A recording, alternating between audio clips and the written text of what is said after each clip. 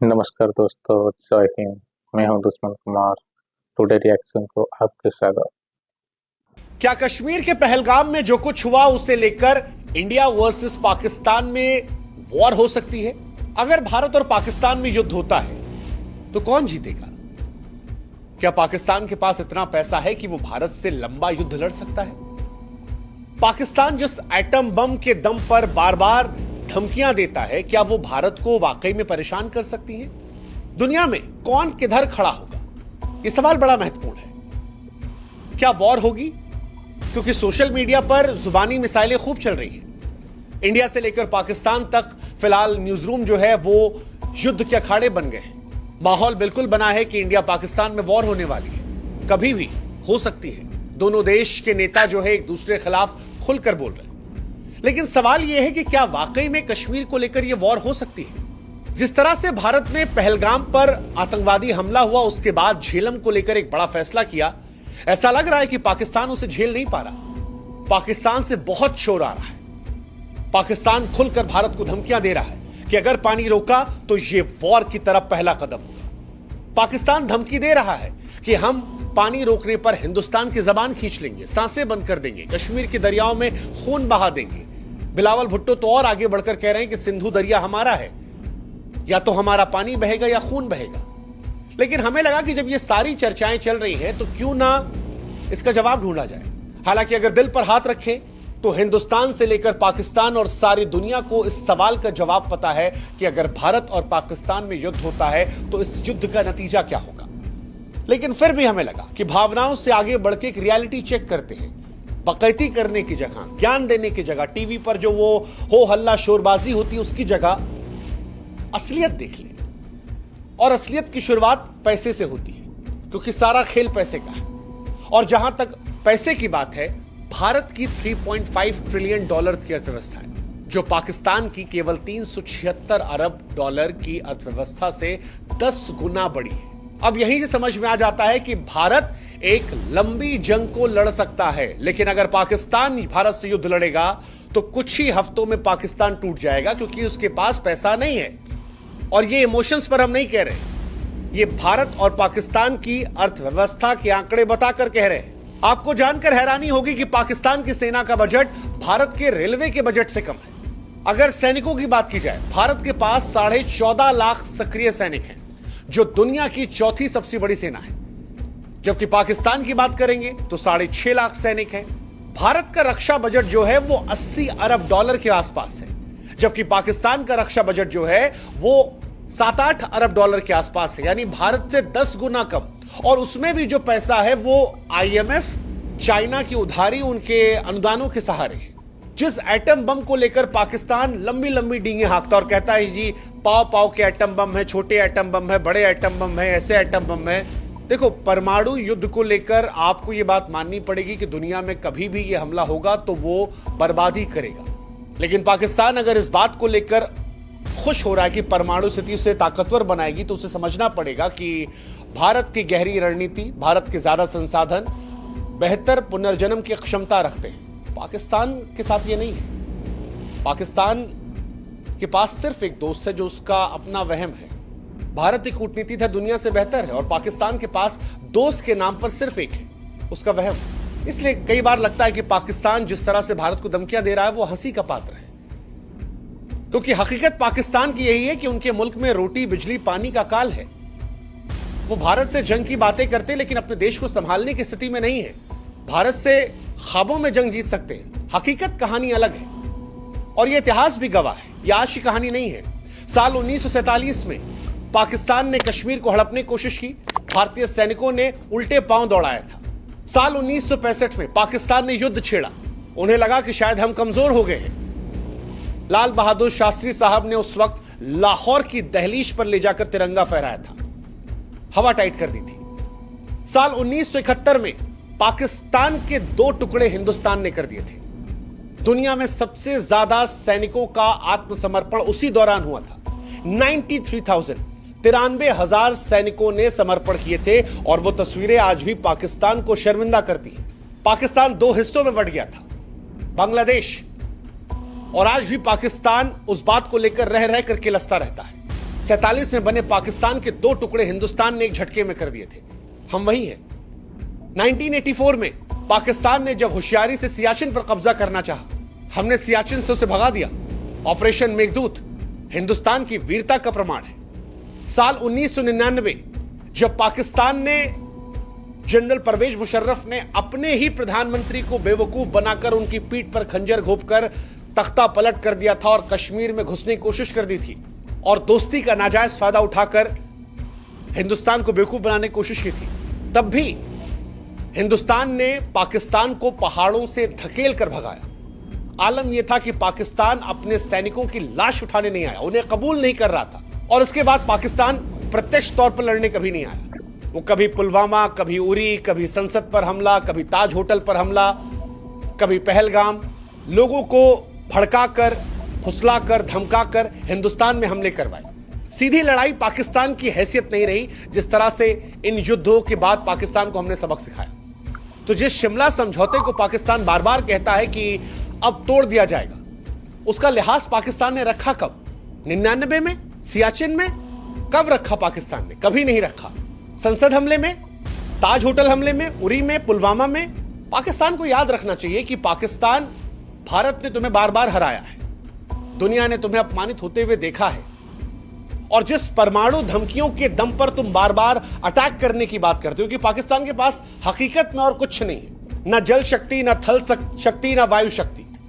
तीनों शक्तियों में हिंदुस्तान के आसपास भी पाकिस्तान नहीं फटकता। और ये मैं हवाबाजी में नहीं कह रहा हूं, ये आंकड़ों में कह रहा हूं। पाकिस्तान के पास सिर्फ एक चीज है, परमाणु शक्ति। लेकिन पाकिस्तान, अगर तुम पहले वार करने की मूर्खता करोगे तो ये याद रखना कि भारत का जवाब ऐसा होगा कि नक्शों पर तुम्हारा अस्तित्व खोजने में इतिहासकारों को मुश्किल होगी। भारत एक शांति प्रिय देश है जिसने परमाणु शक्ति बनाने के बाद यह कहा था कि भारत की नीति नो फर्स्ट यूज है। अटल बिहारी वाजपेयी साहब ने कहा था कि हम पहले इस्तेमाल नहीं करेंगे परमाणु शक्तियों का। लेकिन यह बात याद रखना, हम पहले इस्तेमाल नहीं करेंगे, यह सच है। लेकिन भारत की क्षमता कंप्लीट डिस्ट्रक्शन की है। यानी जब तबाही हम मचाना शुरू करेंगे तब पूर्ण तबाही मचाएंगे। और पाकिस्तान जिस परमाणु ताकतों की बार बार धमकियां देता है, भारत अब उससे वहां पर भी बेहतर हो गया है। पाकिस्तान के पास 170 परमाणु हथियार है। पुराने डेटा के अनुसार पाकिस्तान ये दावा करता था कि हमारे पास ज्यादा है, लेकिन मौजूदा दौर में हिंदुस्तान उससे आगे निकल गया है। कई ऐसी गुप्त रिपोर्टें हैं इंटरनेशनल जो दावा करती हैं कि भारत के पास 180 प्लस हथियार है। और हथियारों के आगे भारत के पास वो मिसाइलें हैं जिनकी क्षमता पाकिस्तान की मिसाइलों से कहीं ज्यादा है। जैसे भारत की अग्नि 5 मिसाइल 5,500 किलोमीटर रेंज की है, जबकि उनकी शाहीन 3 2750 है। भारत की मिसाइलें इतनी तेज है कि पाकिस्तान को जवाब देने का वक्त नहीं मिलेगा। भारत के पास पाकिस्तान से बेहतर डिफेंस सिस्टम है जो पाकिस्तान के बैलिस्टिक मिसाइल डिफेंस को नाकाम कर देंगे।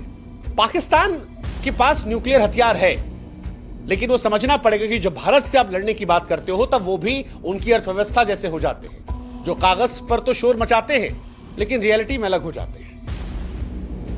जहां तक बात परमाणु युद्ध की है, मुझे लगता नहीं कि दुनिया ऐसा करने देगी या पाकिस्तान ऐसा करना चाहेगा।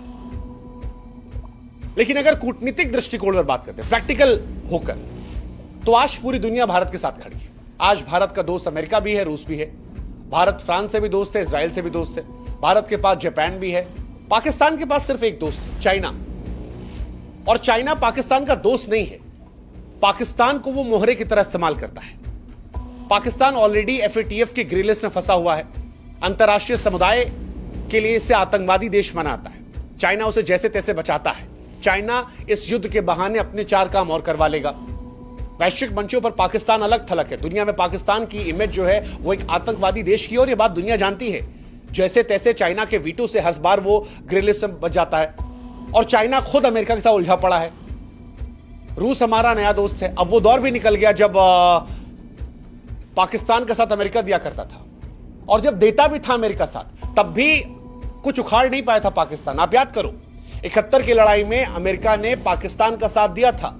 अमेरिका ने भारत को धमकियां दी थी कि भारत पर वो हमला कर देगा, लेकिन उसके बावजूद भारत ने ना सिर्फ पाकिस्तान को हराया, 93,000 सैनिकों का आत्मसमर्पण करवाया, बल्कि पाकिस्तान के 2 टुकड़े भी करवाए। And that is reality of Pakistan. ये भारत की रियलिटी है। सबसे बड़ी बात, जिस कश्मीर में पाकिस्तान को लेकर आवाजें उठने लगी थी, इस घटना के बाद उस कश्मीर ने भी पाकिस्तान को अलग थलग कर दिया। कश्मीरी भी इस बार खुलकर कह रहे हैं कि भाई साहब, हम तुम्हारे साथ नहीं हैं, तुम्हारे साथ रहकर हमें मिला क्या? तुम्हारे पास जो कश्मीर का हिस्सा है वहां कौवा नहीं आता, हमारे यहां कम से कम लोग तो आ रहे हैं।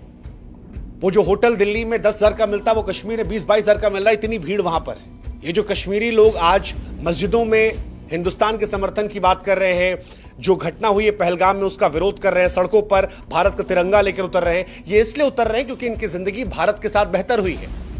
और कश्मीरी भी ये बात जानता है। तो जो लोकल सपोर्ट की आप उम्मीद कर रहे थे, वो भी आपको नहीं मिलने वाला।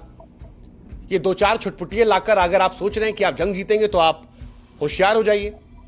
और अगर ये पैमाना है, तो आपके यहां भी जानते हैं आप क्या कहानी है। पाकिस्तान के अंदर विरोधाभास कितना है। हकीकत यही है कि आज दुनिया भारत को एक उभरती महाशक्ति के तौर पर देखती है।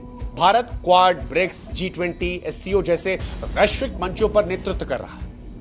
पाकिस्तान की हैसियत है कि FATF की ग्रे लिस्ट में फंसा हुआ है, आतंक का पनाहगार और दुनिया में अलग थलग। अगर पाकिस्तान युद्ध का सोच रहा है, तो पाकिस्तान को समझना पड़ेगा कि लंबे युद्ध के लिए पैसा, संसाधन, सैनिक या रणनीति चाहिए, जो उसके पास नहीं है। कुछ ही हफ्तों में पाकिस्तान की सैन्य ताकत खत्म हो जाएगी, लेकिन भारत पाकिस्तान के मुकाबले कहीं बेहतर संसाधन में है, कहीं बेहतर सैन्य में है, रणनीति में है, वैश्विक समर्थन है, आर्थिक मजबूती है। यह भारत की कहानी है। और अगर इसके आगे मामला बढ़ता है परमाणु हथियार के गलत इस्तेमाल का, तो जैसा हमने पहले भी कहा कि इतिहासकारों को पाकिस्तान के नक्शे को खोजने के लिए संघर्ष करना पड़ेगा। भारत को नुकसान होगा, हो सकता है हमारा आधा शरीर छलनी हो जाए, लेकिन पाकिस्तान को कोई ढूंढ नहीं पाएगा, यह गारंटी है। और पिछले लड़ाई इसके सबूत है, चाहे वो 71 की लड़ाई हो 2 टुकड़ों में बांटने की, करगिल की लड़ाई हो, बालाकोट का जवाब जिस तरह हमने दिया, पुलवामा हमले का जवाब, ये पाकिस्तान को याद रखना चाहिए। 12 दिन के अंदर आतंक के तमाम अड्डों को नेस्तनाबूद कर दिया था, F-16 गिरा दिया था। और जिस अभिनंदन की चाय को लेकर वो कई बार मजाक उड़ाने की कोशिश करते हैं, पाकिस्तान की संसद में बयान है कि अभिनंदन को लौटाने का दबाव किस तरह था, किस तरह लोगों के पैर थर-थर कांप रहे थे। और ये हिंदुस्तान का जवाब नहीं है, ये पाकिस्तान की संसद में उनके सांसद का बयान कोट है कि टांगे कांप रही थी, डर ये था भारत हमला ना कर दे, इसलिए अभिनंदन को लौटाया। ये चाय की नौटंकी सोशल मीडिया पर, टीवी डिबेट के तमाशों में अच्छी लगती है। रियलिटी जो है इससे बहुत अलग है। और रियलिटी यही है कि ये वो भारत नहीं है जो खामोश बैठता था, ये भारत है जो फैसले ले लेता है। अब हम उससे आगे निकल रहे हैं, जहां एक गाल पे थप्पड़ खाओ, दूसरा आगे कर दो। अब यह है, अगर गाल पे थप्पड़ मारोगे तो ऐसा मारेंगे कि लौट के गिरोगे। जवाब देते भी हैं, हिसाब भी करते हैं। और इसीलिए इस रियलिटी को पाकिस्तान को भी एक्सेप्ट करना होगा कि जिस देश के गोदाम खाली हो, हवाई जहाज जर्जर हो, अर्थव्यवस्था दिवालिया हो चुकी हो, वो भारत जैसी सैन्य महाशक्ति को चुनौती नहीं दे सकता। इतिहास के पन्ने जब पलटे जाते हैं, तो कुछ मुल्क अपनी वीरता से अमर होते हैं और कुछ कायरता से मिट जाते हैं। पाकिस्तान आज उसी दूसरी श्रेणी में खड़ा है, जिसने पराजय, पतन और प्रवंचना का प्रतीक है। हिंदुस्तान शांति चाहता है, पर शांति समाधान के साथ, सम्मान के साथ। भारत धैर्यवान है, लेकिन भारत कायर नहीं है। भारत सहनशील है, लेकिन भारत अपने आत्मसम्मान से समझौता नहीं करता। और अगर गलती से भी पाकिस्तान ने ऐसी कोई हिमाकत करने की कोशिश की, तो यकीन मानिए इस बार बांग्लादेश नहीं बनेगा, इस बार सियालकोट नहीं बचेगा, इस्लामाबाद का नाम भी जो है वो इतिहास में पहुंच जाएगा। तो ये बात उनको समझनी चाहिए, क्योंकि अगर इस बार ऐसा कोई युद्ध होता है, जिस तरह से पाकिस्तान हमें प्रवोक करता है या हमारे लोगों को मारता है या अपने दहशतगर्दों को हिंदुस्तान में भेजता है, और या इन सब के बाद भी वो हिंदुस्तान को आंख दिखाने की कोशिश करता है और कहता है जी पाव भर के एटम बम है, तो जी पाव के एटम बम वाले अगर युद्ध में आप जाएंगे, तो फिर इतिहास आपको ऐसे याद करेगा कि देयर वॉज अ पाकिस्तान, 1947 में बना था, 21वीं सदी में अंत हो गया। आशा करते हैं कि इंसानियत उस दौर में ना जाए। हकीकत, वास्तविकता को हम सब समझे। बार बार हम कह रहे हैं कि युद्ध हमें नहीं चाहिए। हम सहनशील लोग हैं, लेकिन आत्मसम्मान से समझौता नहीं करेंगे। हम वो देश हैं जो शांति चाहते हैं, धैर्यवान हैं, लेकिन हमारे धैर्य को कायरता में ना सोचा जाए, हमारी सहनशीलता को हमारी कमजोरी ना सोचा जाए।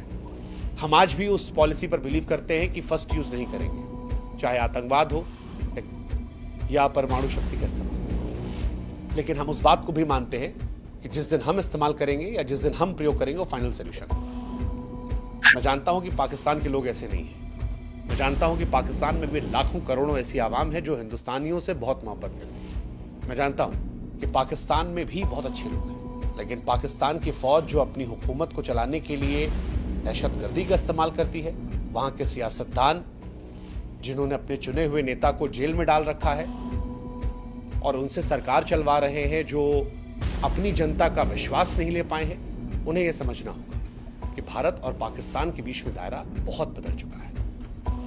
अब हमारी उनकी तुलना नहीं है। ऐसे में बेहतर है दहशतगर्दी बंद की जाए, बेहतर है आतंकवादियों का साथ ना दिया जाए, बेहतर है कि अपने देश पर ध्यान दिया जाए, नहीं तो देयर वॉज अ पाकिस्तान जो 1947 में बना और 21वीं सदी में खत्म हो गया। आशा करते हैं ऐसी नौबत ना आए, क्योंकि वहां भी इंसान है जो हमारे जैसे हैं, जिन्हें हमसे भी मोहब्बत है और हमें भी उनसे लगाव है, और इंसानियत कहीं भी हमें लगाव रहेगी, लेकिन धैर्य को कमजोरी न समझा जाए। जो पहलगाम में हुआ वो हमारे सब्र का इम्तिहान था, और अब धैर्य जवाब दे रहा है। जय हिंद, जय भारत, नमस्कार। इस तरह वीडियो देखने के लिए मेरे चैनल को सब्सक्राइब करिए और वीडियो को लाइक करिए और कमेंट करिए। जय हिंद।